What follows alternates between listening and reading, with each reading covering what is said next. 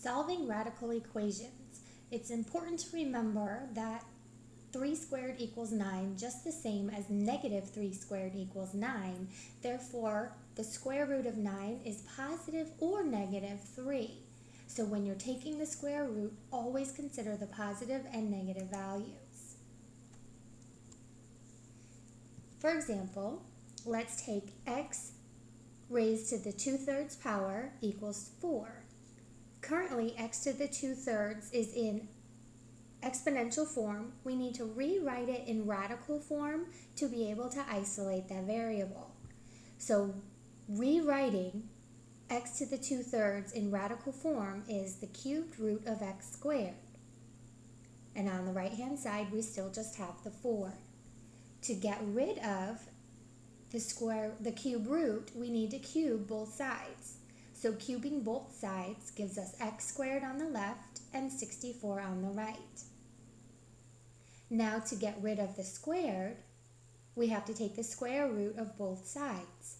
And when you take the square root of 64, remember that you could plug in -8 just the same as +8.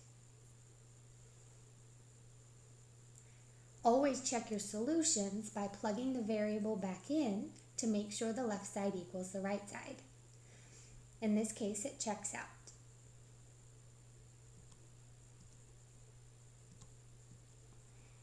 For t to the 3/2 equals 27, again, we start off in exponential form and we need to rewrite in radical form to be able to simplify our answer. T to the 3/2 is the same thing as the square root of t cubed. The opposite of taking the square root is to square, so we're going to square both sides. After you square both sides, you're left with t cubed equals 729, and the opposite of cubing would be to take the cube root. So we're going to take the cube root of both sides. The cube root just cancels out the cube, and the cube root of 729 is just 9. Always check your solution to make sure it works. Now solving a radical equation where it starts in radical form. So this is an equation that starts off in radical form. Your steps to solving, specifically radical equations that contain just one radical, is you isolate the radical, in other words, get the radical by itself, raise both sides of the equation to the power of the index, and this is going to eliminate your radical,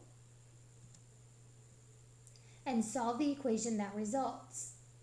Possibly one of the most important steps is to check your solution. It's very possible that you result in an extraneous solution, in other words, a false solution. So given the square root of 5x minus 1 equals 3, the radical is already isolated for us, so we can start right away by squaring both sides. Squaring the square root just cancels and leaves you with 5x minus 1 on the left, and 3 squared is 9. Add the 1 to both sides, divide by 5, and we get x equals 2. Always plug the 2 back in to make sure the left side equals the right side. So when you plug the 2 in, you get 5 times 2, which is 10. 10 minus 1 is 9. Square root of 9 is 3, which definitely equals the right-hand side of 3.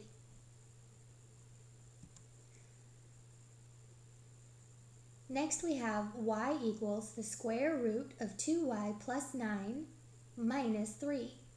Pay careful attention to the fact that the minus 3 is not underneath the radical, so you cannot combine it with the 9.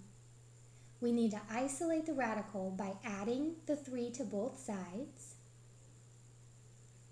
Next, we want to get rid of the radical by raising both sides to the index.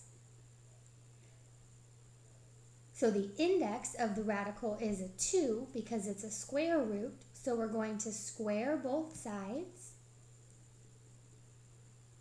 When you square the left-hand side, remember that squaring anything means to multiply it by itself. So to square the quantity of y plus 3, we need to FOIL. So foiling the left-hand side gives us y squared plus 6y plus 9. And on the right-hand side, foiling, or simply canceling the square root with the squared, we get 2y plus 9. Combine all of our like terms, subtract the 2y on both sides, and then subtract the 9. Factor out your greatest common factor, which is a y. Use your zero product rule to set y equal to 0 and then y plus 4 equal to 0. And we get y equals 0 and y equals negative 4. Not quite done. We definitely need to check our solutions here. Starting by plugging in 0. When you plug in 0 for y, on the left-hand side you just have 0, and on the right you have 2 times 0, which is 0, plus 9, which is 9. Square root of 9 is 3, and 3 minus 3 is, of course, 0. So y equals 0 checks out. Next, let's plug in the negative 4. So on the left-hand side you have negative 4, and on the right you have the square root of 2 times negative 4 plus 9 minus 3. 2 times negative 4 is negative 8. Negative 8 plus 9 is 1. Square root of 1 is just 1, so we have 1 minus 3, which is negative 2, and we have that the left side does not equal the right side. Therefore, we say that negative 4 is an extraneous solution, and our only solution to this equation is y equals 0.